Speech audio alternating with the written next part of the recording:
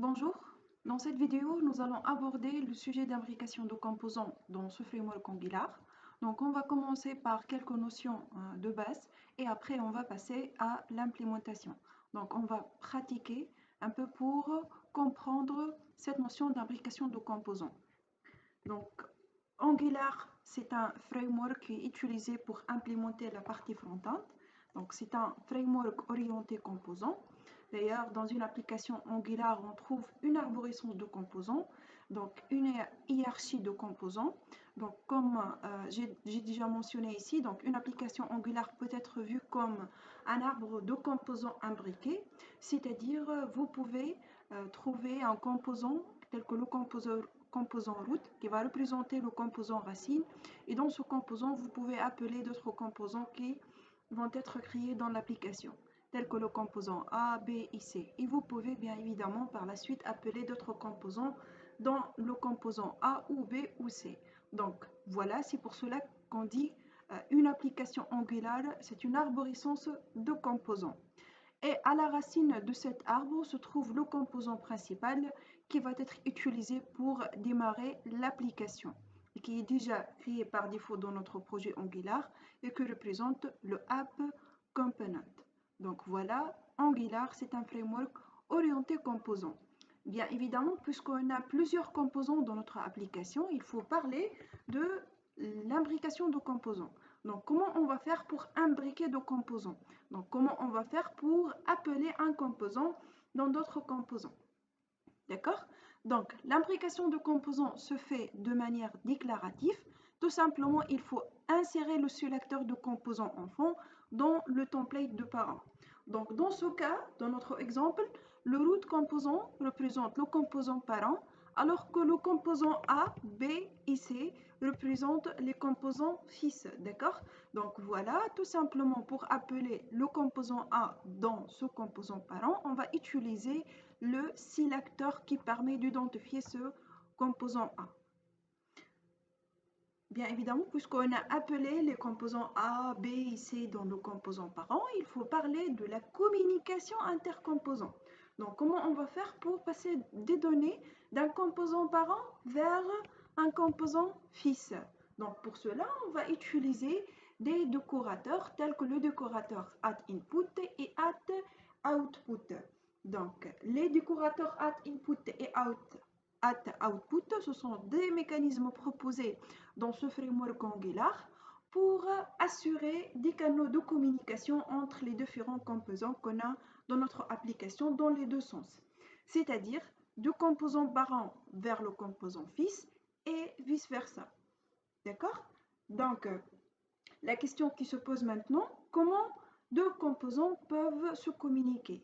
Donc, comment le composant child, le composant fils, donc peut répondre à la demande ou à des données, ou envoie des données vers le composant parent, et comment le composant parent va envoyer des données vers le composant fils. Donc commençons par le premier sens, c'est le fait que le composant parent va envoyer des données vers le composant fils. Donc dans ce cas, on va utiliser le décorateur addInput. Donc le décorateur addInput permet à un composant fils de récupérer des données de son composant parent. On utilise le addInput pour dire que cette propriété, qui est une propriété bien déterminée dans le composant fils, est une entrée pour ce composant. D'accord?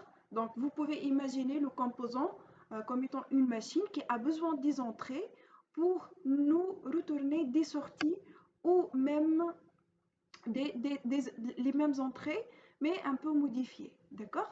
Donc, on déclare une propriété dans ce composant fils, et puis on ajoute le décorateur addInput pour dire que notre composant peut recevoir des messages à travers cette propriété. Donc, si un composant A possède une propriété décorée par un input, alors un composant B peut communiquer avec le A, c'est-à-dire avec le composant A en modifiant la valeur de la propriété.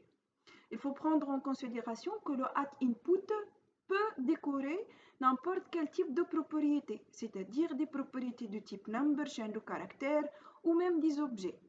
D'accord? Donc voilà, en utilisant le décorateur atInput, le composant fils donc, peut récupérer des données de son composant parent. Parlons maintenant de sens inverse, c'est-à-dire si le composant fils il va envoyer des données vers le composant parent. Dans ce cas, on va utiliser le décorateur atOutput. Donc le atOutput est très similaire à l'input, sauf que l'output est utilisé dans l'autre sens de communication. C'est-à-dire, le composant fils peut répondre à un composant parent. D'accord? Et un point très particulier avec ce décorateur atOutput, c'est le fait qu'il est toujours bindé à une propriété de type event emitter. Donc on va voir ensemble c'est quoi l'event emitter. D'accord? Donc voilà, dans ce cas, on a parlé de la communication intercomposant et on a parlé de l'imbrication de composants. Donc comment on va faire pour envoyer des données d'un composant fils à un composant parent et l'inverse. D'accord? C'est grâce à l'utilisation de deux décorateurs atInput et atOutput. Donc pour comprendre cette notion d'imbrication de composants, je vous invite à un exercice d'application. Donc on va ensemble implémenter l'exercice d'application où on va créer une application qui contient deux composants. Donc deux composants qui échangent entre eux par message. Donc on va créer un composant enseignant et un composant étudiant. Donc un enseignant peut poser des questions à un étudiant ainsi que l'étudiant répond par la suite à cette question. D'accord? Donc on va voir ensemble comment on va assurer cette communication entre les deux composants, composant enseignant et composant étudiant. Sachant que le composant enseignant, ça va être considéré en tant que le composant parent et le composant étudiant, c'est le composant fils. Donc voilà, on va passer à l'application, à l'implémentation de l'application.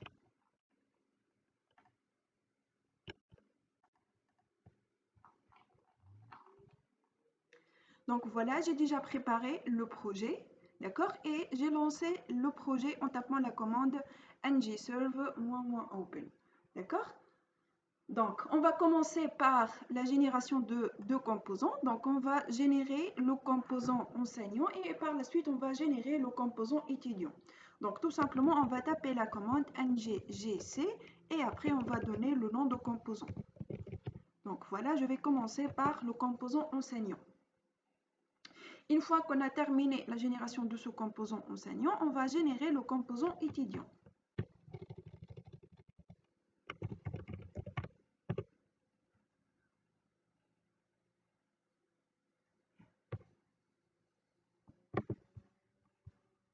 Voilà, donc j'ai généré les deux composants. Donc je vais vérifier le dossier app module. Voilà, et je vais vérifier aussi le composant. Voilà, donc le composant racine qui est créé par défaut, c'est le app component. D'accord? Donc je vais arrêter l'application et lancer encore une fois l'application parce qu'apparemment il y a un problème d'exécution.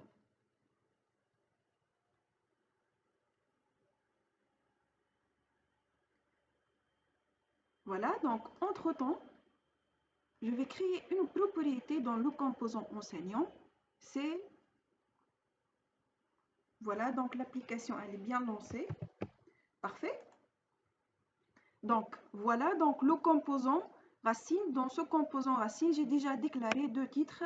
Le titre court imbrication des composants et le sous-titre exercice d'application.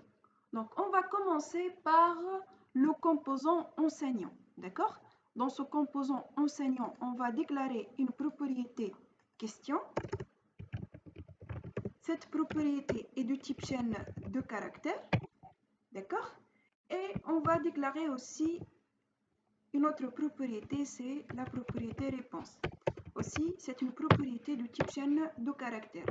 Et dans la méthode ngOnInit, donc on va initialiser les données. Donc autrement, on va initialiser la propriété question et la propriété réponse. Donc voilà la question qu'on va la poser à notre étudiant. Donc le langage de programmation utilisé pour développer une application Angular. Bien évidemment, la bonne réponse, c'est TypeScript. Donc, le langage de programmation utilisé dans une application Angular, c'est le TypeScript. Donc, on va donner la réponse 10 points. Donc, réponse est égale à quoi? Est égale à TypeScript.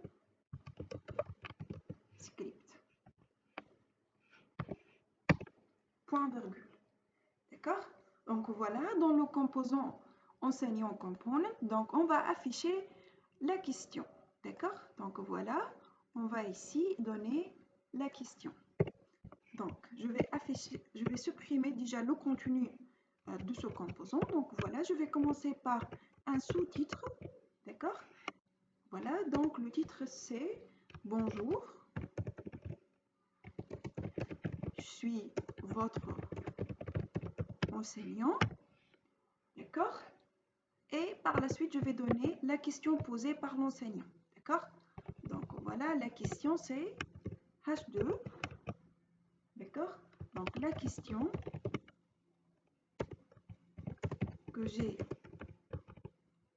posée à l'étudiant. Et on va tout simplement afficher le contenu de la question. Donc on va utiliser l'interpolation pour l'afficher. Donc voilà, tout simplement, je peux utiliser l'interpolation. Bien évidemment, il faut appeler ce composant pour afficher le contenu de ce composant. Donc pour faire cela, on va utiliser le sélecteur. Donc le sélecteur qui permet de pointer sur ce composant enseignant. D'accord? Donc voilà. On va appeler le composant enseignant dans le composant racine en utilisant la balise app enseignant, c'est-à-dire on va utiliser le sélecteur. Donc voilà, bonjour, je suis votre enseignant. Question que j'ai posée à l'étudiant, quel est le langage de programmation utilisé pour développer une application Angular? Justement, pour améliorer le rendu de notre affichage, on va changer le background color de cette partie, donc de ce composant enseignant, pour montrer où on a déjà appelé ce composant. Donc pour cela, je vais ajouter cette balise div et je vais changer le background color de ce composant. D'accord? Pour changer le background color, donc je peux tout simplement utiliser le fichier CSS associé à ce composant, donc à ce composant enseignant. Voilà. Donc, et je vais ici, donc voilà, dire que voilà la balise div, donc je vais changer le background color, par exemple par la couleur violet. Voilà. Donc voilà, donc dans ce cas, dans cette partie-là, j'ai appelé le composant enseignant. Donc voilà, bonjour, je suis votre enseignant. Question que j'ai posée à l'étudiant. Voilà donc, et après on a donné la question. Parfait.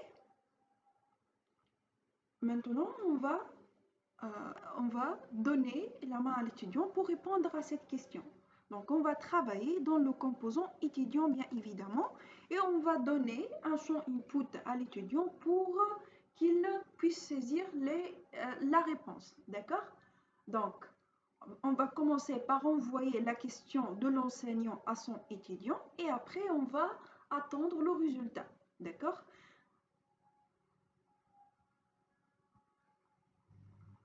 Donc, dans le composant fils, je vais bien évidemment afficher le contenu de la question. D'accord? Donc, pour faire ça, donc, je vais ajouter la question dans ce composant. D'accord? Donc, je vais ajouter la propriété question de mon enseignant. Donc, c'est une propriété du type chaîne de caractères. Et nous, on va afficher le contenu de la question dans le composant fils. D'accord?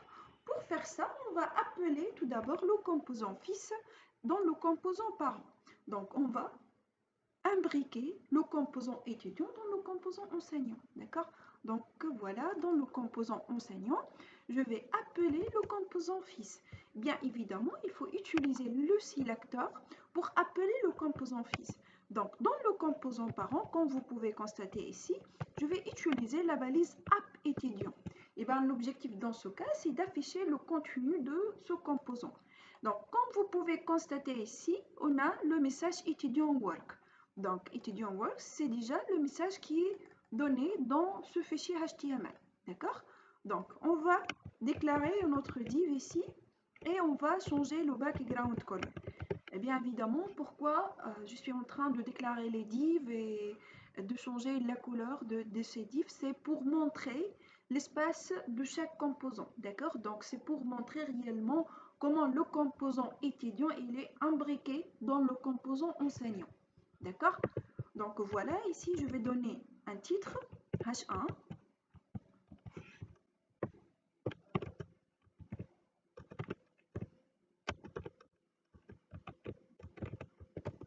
Je suis l'étudiant Ahmed. D'accord? Et je vais changer le background color de cette div. D'accord? Donc div background color. Et par exemple, je vais donner voilà cette couleur. Donc voilà, comme vous pouvez constater ici, donc voilà, on a appelé le composant fils dans ce composant parent. Donc je suis l'étudiant Ahmed. Donc notre objectif tout d'abord, donc la première étape, c'est le fait d'afficher la question à Ahmed. D'accord?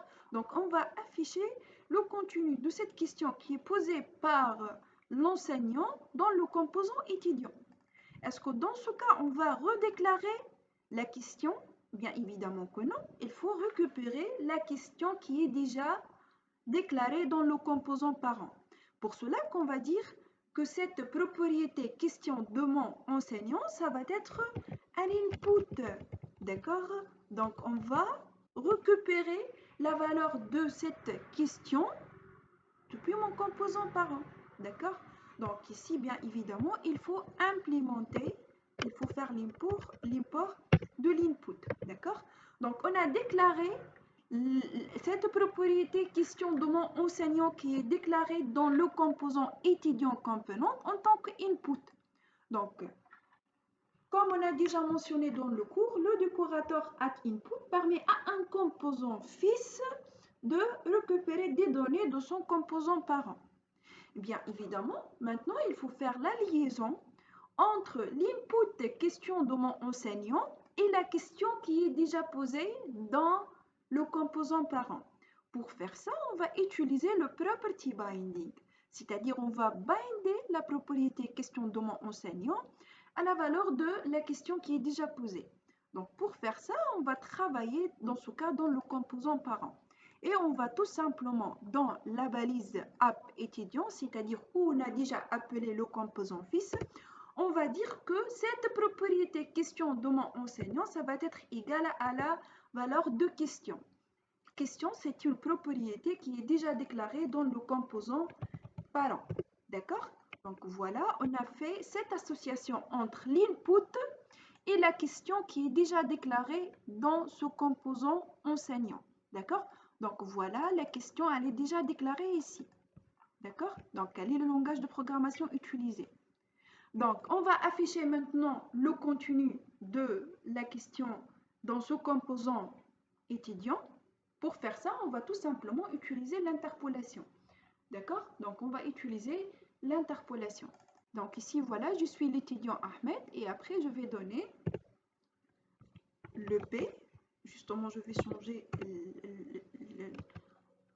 le numéro du titre et après le P, voilà, donc question de mon prof est égal à quoi?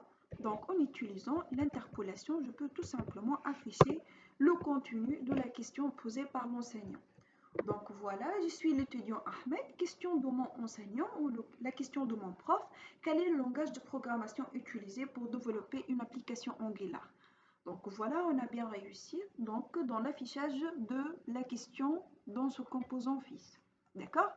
Maintenant, on va donner la main à l'étudiant pour répondre à cette question. Pour faire ça, on va utiliser un input de type texte D'accord? Et dans l'input du type texte, l'utilisateur ou l'étudiant va répondre à cette question. Bien évidemment, pour récupérer la valeur de l'input, on va utiliser la directive ngModel. Et pour utiliser la directive ngModel, il faut importer le module FormsModule. Donc, dans le module appModule.ts, je vais importer le FormsModule pour utiliser la directive ngModel par la suite. Donc, pourquoi je vais utiliser la directive ngModel? Donc, c'est pour assurer le two-way data binding. Donc, je vais dire que lorsque l'utilisateur va taper la valeur de la réponse, donc tout simplement, je vais récupérer cette valeur. Donc, je vais donner ici la réponse étudiant. Je m'explique. Donc, ici, c'est la directive ngModel. Et par la suite, je vais binder la valeur de l'input à une propriété que je vais les déclarer par la suite dans la partie TypeScript. Donc ici, je vais donner réponse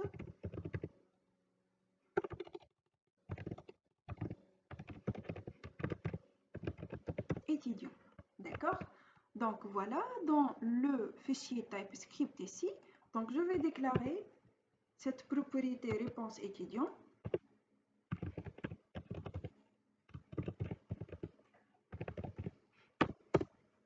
C'est le type chaîne de caractères. D'accord? Voilà, donc voilà l'input. Donc l'utilisateur, il va taper la valeur ici. D'accord? Donc, et après, il va cliquer sur le bouton envoyer réponse.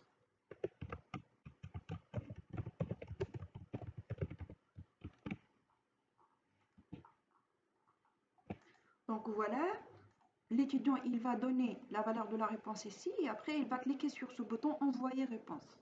Parfait. Donc, dans ce composant étudiant component, on a la valeur de la réponse. Mais la valeur de la bonne réponse se trouve dans le composant parent.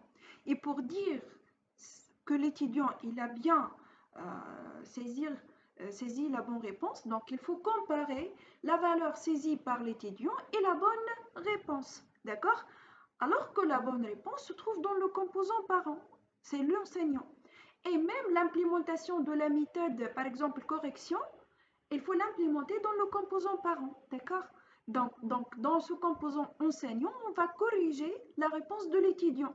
Et on va retourner un message si l'étudiant il a bien saisi la réponse oui ou non, d'accord? Donc, dans ce cas, le clic sur ce bouton envoyer réponse, donc il va envoyer la réponse saisie par notre étudiant vers le composant enseignant. Et bien dans ce cas, on parle d'une communication dans le sens inverse.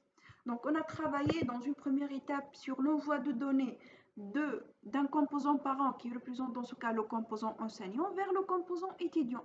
Et maintenant, on va envoyer des données de ce composant étudiant vers le composant parent. D'accord? Donc, pour faire ça, on va commencer par la première étape, c'est le fait de déclarer l'événement. Donc, l'événement qui va déclencher l'envoi de cette réponse, c'est l'événement clic. D'accord? Donc, lorsque l'utilisateur il va cliquer sur ce bouton envoyer réponse, donc nous, on va implémenter la méthode envoi réponse. D'accord? Donc, on va voir ensemble comment on va implémenter cette méthode. Donc, cette méthode, il faut la déclarer dans le fichier TypeScript de ce composant étudiant. Donc, c'est quoi le rôle de cette méthode envoi réponse? Donc, le rôle de cette méthode, c'est le fait d'envoyer la réponse vers le composant parent. Donc, dans ce cas, on parle d'un output. D'accord? Donc, on va envoyer des données du type chaîne de caractères vers le composant parent.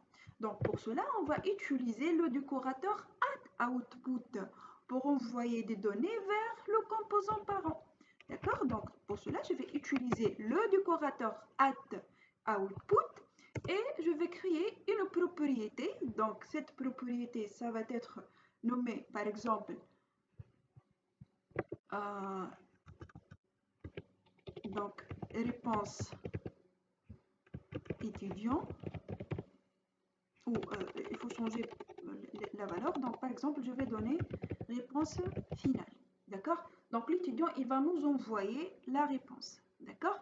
Donc c'est quoi le type de l'output? Donc l'output est de type event emitter, c'est-à-dire qu'on va envoyer des données vers le composant parent.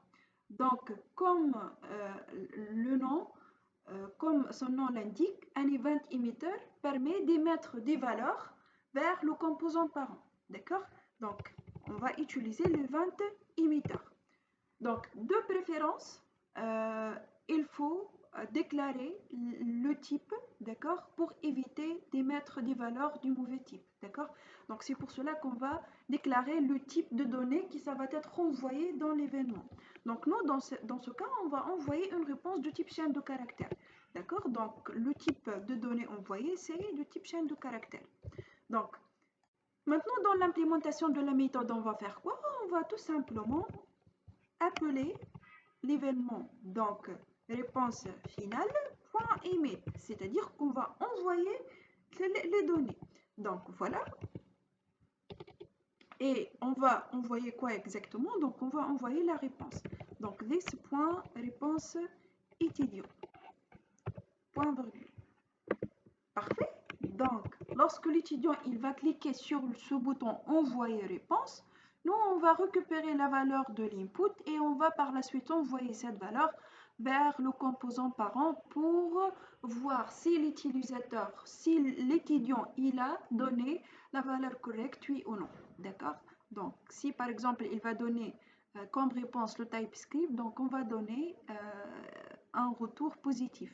Sinon, on va envoyer un retour négatif vers l'étudiant. D'accord?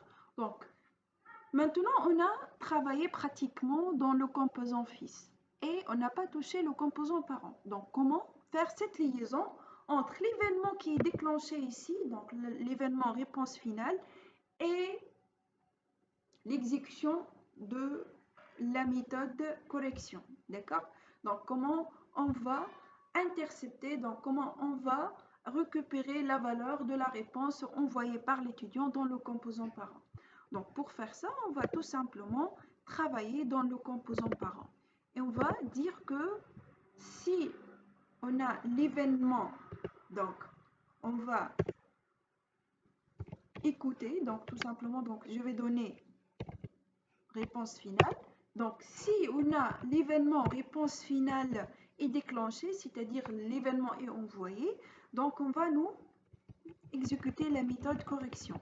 Cette méthode, c'est une méthode paramétrée et elle va prendre en paramètre le $event.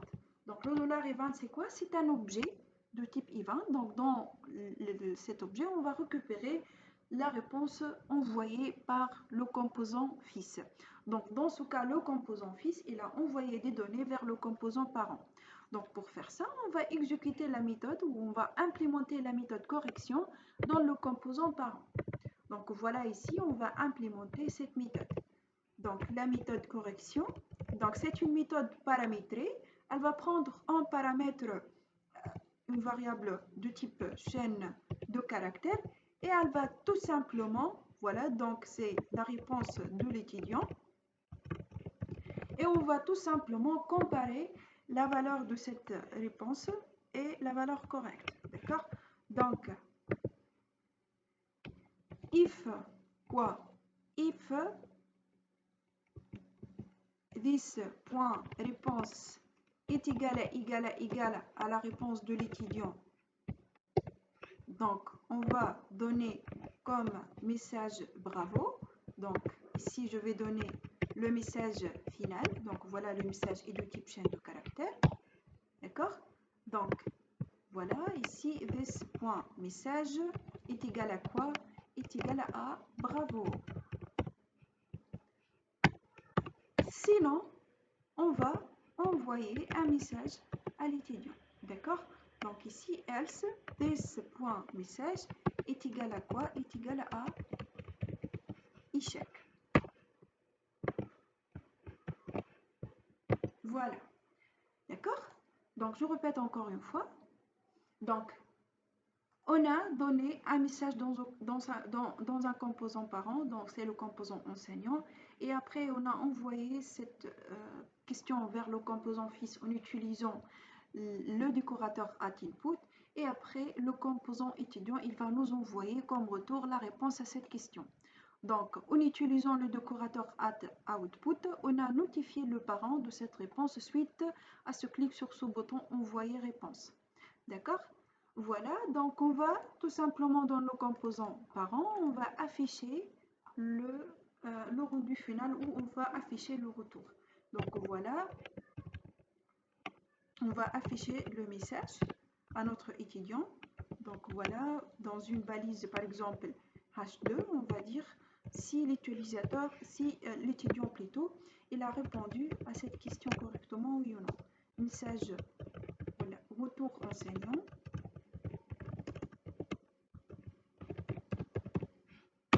Voilà, donc ici on va donner le message envoyé par l'enseignant.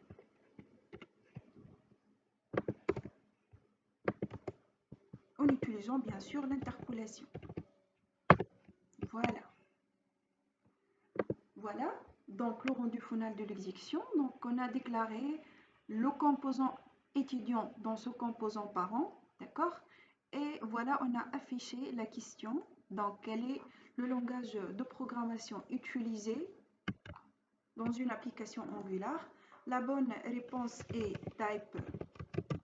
TypeScript, d'accord? Je vais cliquer sur le bouton envoyer réponse. Donc voilà, il m'a affiché le message bravo. Donc le composant enseignant, il a corrigé la question et après il m'a envoyé le retour. Si par exemple ici je vais taper PHP, envoyer réponse, donc voilà, le retour c'est échec. D'accord? Et dans cet exemple, j'ai essayé de vous expliquer l'interaction entre un composant parent et un composant fils. Donc le composant parent va envoyer des composants, va envoyer des données vers le composant fils en utilisant le décorateur input et aussi le composant fils peut transmettre par la suite des données vers le composant parent en utilisant le décorateur output. D'accord? Le décorateur output utilise la classe event pour déclencher des événements. D'accord? Suite au déclenchement de ces événements, le composant parent il va lancer l'exécution d'une méthode bien déterminée. Voilà. Merci pour votre attention.